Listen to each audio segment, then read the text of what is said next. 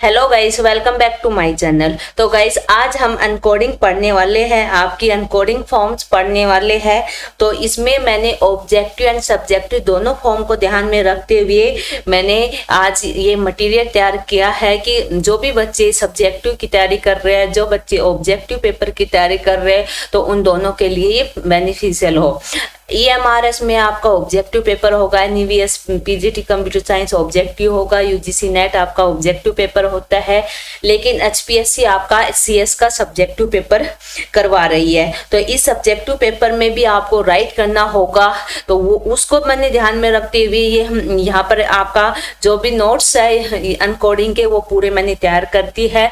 इसकी लिंक मेरे Telegram channel पर आपको मिल जाएगी। मैं नीचे डिस्क्रिप्शन में इसकी लिंक मैं डाल दूंगी, तो वहाँ आप देख सकते हो। टेलीग्राम का मैं या तो लिंक वहाँ पर शेयर कर दूंगी, तो आप टेलीग्राम से ये PDF मैं आपको प्रोवाइड कर दूंगी।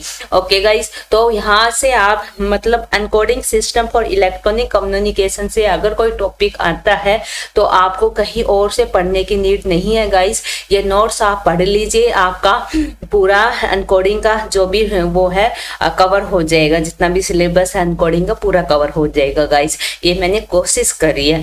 इस वीडियो को लास्ट तक देखिए। अगर आपको ये वीडियो अच्छी लगी हो तो प्लीज लाइक करना, शेयर करना और मेरे चैनल को सब्सक्राइब करना। चलो तो गाइस अनकोडिंग पढ़ते हैं। अनकोडिंग सिस्टम क्या होता है? आपका किसी चीज को अनकोड करना। ओके, जैसे आपका कैपिटल A है उसको अनकोड करना, कैपिटल B है उसको किसी और फॉर्म में राइट करना, स्मॉल c को किसी और फॉर्म में राइट करना। अनकोडिंग का मतलब है अनकोड कर देना, कोड को अनकोड कर देना। ओके, तो एक कंप्यूटर है, कंप्यूटर में कंप्यूटर आपका कैपिटल A नहीं पता क्या होता, कंप्यूटर को स्मॉल a नहीं पता क्या होता है, स्पेस बार एंटर की ये सब कंप्यूटर को नहीं पता। तो हमें क्या अनकोडिंग सिस्टम हमें यूज करना पड़ता है ताकि जो हम राइट कर रहे हैं कंप्यूटर को ट्रांसलेट करे और फिर कंप्यूटर के पास वो जाए।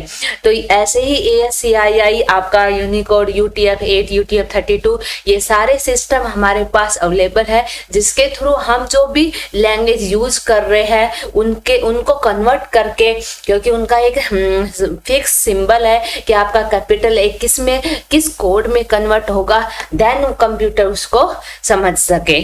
तो एक इसमें डेफिनेशन आप जो मैंने आपके सामने राइट करी है, ये डेफिनेशन आप राइट कर सकते हो कि अनकोडिंग क्या होती है। System can handle a numeric and non numeric character or represent using ASCII, ISCII and Unicode. ASCII code is used to represent English character. Okay, हमें ASCII क्या होता है, ISCII क्या होता है, आपका यूनिकोड ये नीचे मैंने राइट किए हुए वो भी मैं आपको बताने वाली हूँ। तो अनकोडिंग एक मेथड है जो कन्वर्ट करता है डाटा को one format to another format. Okay, when we have text that we wish to keep inside a computer machine और transport over a digital network, we most convert it is binary representation since that is the only language that is computer based. Computer can मतलब एक binary जो language है, only यही language है जो आपका computer समझता है, इसलिए हमने इन सभी का हमें यूज करना होता है। कैपिटल A, कैपिटल B ये सब मतलब जो भी लैंग्वेजेस होती है, हमारी हाई लेवल जो लैंग्वेज होती है वो हमारा कंप्यूटर नहीं समझ पाता, इसलिए हमें इन सबको कन्वर्ट करना पड़ता है ताकि हमारा कंप्यूटर समझ सके। अब ASCII क्या होता है गाइस, ये आपके सिलेबस में बिल्कुल मेंशन है कि ASCII, ये ISCII एंड यूनिकोड, तो हम ये सभी देखने वाले हैं। ASCII की फुल फॉर्म क्या है? American standard code for information interchange. अगर ऑब्जेक्टिव पेपर है तो गाइस आपकी ये फुल फॉर्म पूछी जाती है काफी पेपर में, मतलब HTET का जो पेपर होता है उसमें ASCII तो इतनी बार पूछा गया है कि इसकी फुल फॉर्म क्या होती है। इसमें क्या है, थोड़ा सा ये चेंज कर देते हैं। क्या चेंज कर देते हैं गाइस, देखो यहाँ पर एक मिनट,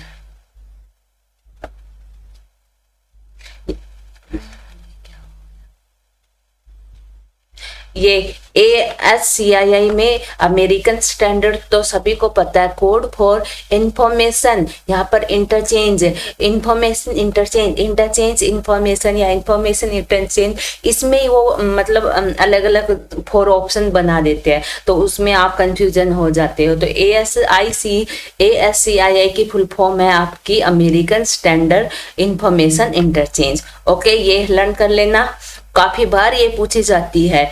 ASCII में गाइस इसमें आपका 7 बिट कोड यूज होता है। ओके, 7 बिट एक्सटेंडेड ASCII आया था जिसमें 8 बिट आपका कोड यूज होता है, लेकिन अभी ASCII में आपका 7 बिट कोड यूज होता है। 2 की पावर 7 करोगे तो आपके 128 करेक्टर मिलेंगे आपको। 128 करेक्टर में रिप्रेजेंट यूजिंग ASCII 7। अगर 8 बिट यूज हो रहा है तो 2 की पावर 8 कर दोगे, तो जितने आपके पास करेक्टर होंगे वो आपके यूज होते हैं।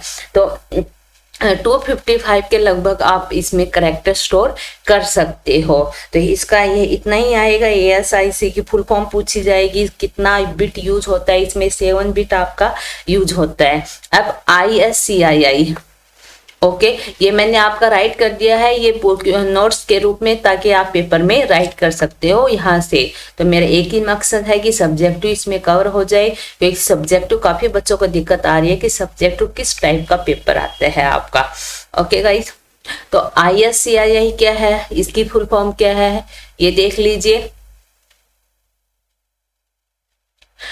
ISCII Indian script code for information interchange. Okay, ये भी एक स्कीम है, ये भी एक टेक्निक है जो अनकोडिंग करने के लिए काम आती है। जैसे इंडिया में है स्पीकिंग है, स्पोकन इन इंडिया, रिटन, जो भी लैंग्वेजेस है वो यूज करने के लिए। ISCII follow single encoding scheme which allow for easy transformation between various writing system. Okay, ये सब आप लिख सकते हो।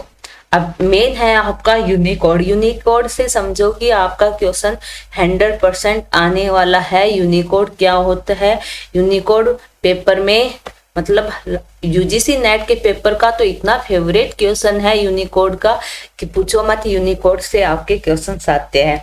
यूनिकोड क्या है, international character and coding standard that provide a unique number for every character across language and script.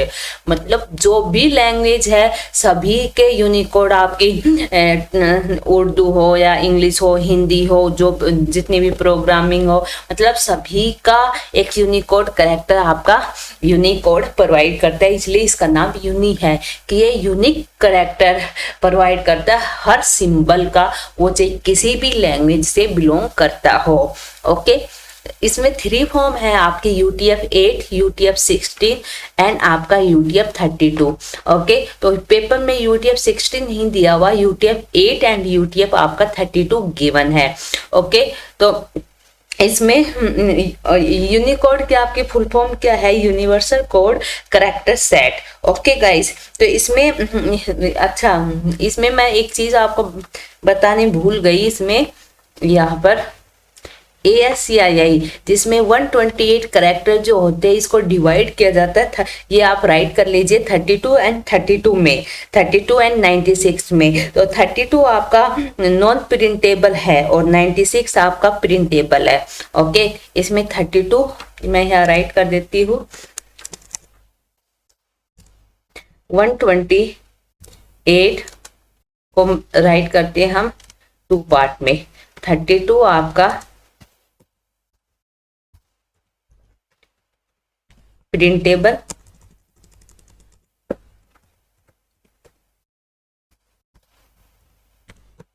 Okay, और आपका 32 आपका नॉन प्रिंटेबल।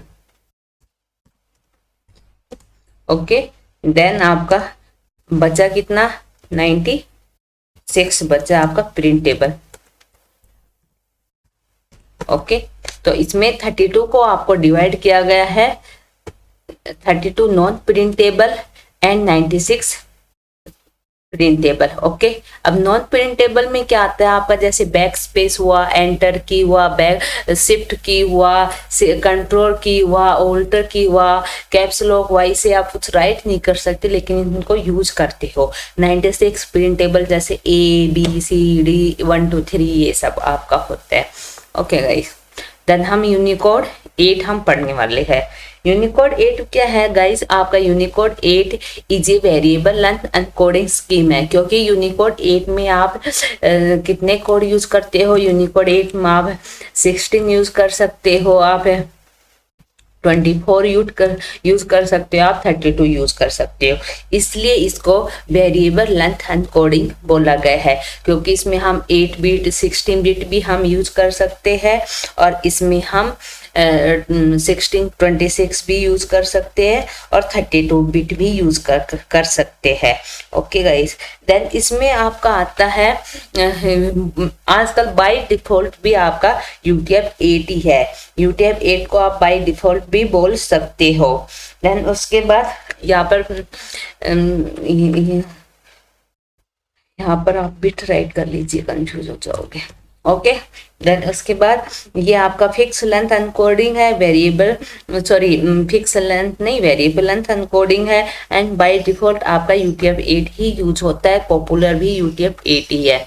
ओके, अब 32 UTF-32 क्या है गाइस, ये आपका फिक्स लेंथ है। ओके, फिक्स है बिल्कुल। इसमें मतलब ये आप यहाँ पर आपको चॉइस मिलती है बिट में, लेकिन यहाँ आपको चॉइस नहीं मिलती।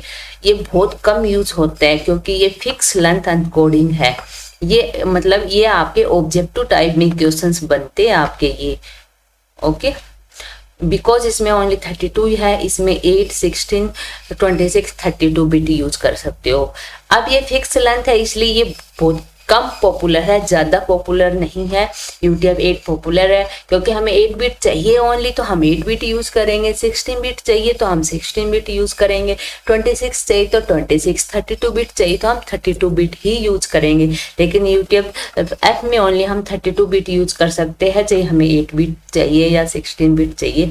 तो इस तरह से इसमें हमारा जो स्पेस है वो बहुत वेस्ट जाता है, दैट्स वाई हम UTF-8 यूज करते हैं। तो ये आपके पास एक टेबल है। ओके, इस टेबल्स के हिसाब से आपके क्वेश्चन पूछे जाते हैं। ये टेबल बहुत ज़्यादा इम्पोर्टेंट है UGC नेट में, यहाँ से आपके क्वेश्चंस बनते हैं। आप मतलब आप 1 बिट कैसे रिप्रेजेंट करोगे, 2 बिट आप कैसे रिप्रेजेंट करोगे, 3 बिट आप कैसे रिप्रेजेंट करोगे और 4 बिट आप कैसे रिप्रेजेंट करोगे।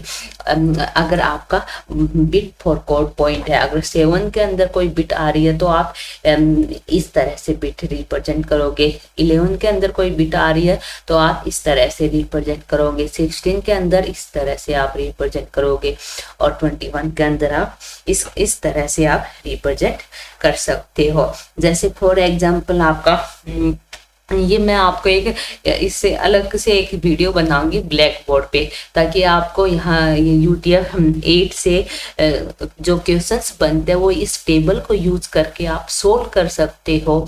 उस तरह का मैं एक वीडियो बनाऊंगी जो UGC नेट में, यहाँ पर हमारा HPSC में तो बहुत कम पूछा जाता है, HPSC वहाँ NVS में भी नहीं पूछा जाता है। यहाँ आपका EMRS का तो पता नहीं, पेपर काफी दिनों बाद हो रहा है। तो आपका UGC नेट से तो इस टेबल से एक क्वेश्चन 100% आता है। ये मैं आपको ब्लैक बोर्ड पर क्वेश्चंस करवाऊंगी, वहां करवा के वहां समझाऊंगी तो आपको अच्छे से समझ आएगा। तो गाइस, अगर ये वीडियो आपको अच्छी लगी हो तो प्लीज इसको लाइक करें, शेयर करें और मेरे चैनल को सब्सक्राइब करें। इसी तरह से आपको हर सब्जेक्ट के नोट्स मिलेंगे इस चैनल पर, हर टॉपिक के नोट्स मिलेंगे। अभी मैंने डाटा ये डिजिटल इलेक्ट्रॉनिक उठाया हुआ है, तो इसका नंबर सिस्टम हुआ आपका जो भी, ये तो मैंने एनकोडिंग स्कीम पूरा मैंने कवर कर दिया। उसके बाद नंबर सिस्टम होगा वो पूरा कवर करूंगी, बुलियन लॉजिक में कवर करूंगी, फिर उसके बाद बेसिक कंप्यूटर ऑर्गेनाइजेशन में कितने भी टॉपिक है ना वो सभी मैं कवर करूंगी और इस तरह से कवर करूंगी ताकि आपको नोट्स मिल सके। क्योंकि आपका सब्जेक्टिव पेपर होगा तो आपको राइट करना पड़ेगा, तो आपको आप क्या क्या राइट कर सकते हो इस तरह से मैं आपके नोट्स बनाऊंगी और वो सभी नोट्स की PDF मैं आपको अपने टेलीग्राम चैनल पर शेयर कर दूंगी। Okay guys, thank you guys.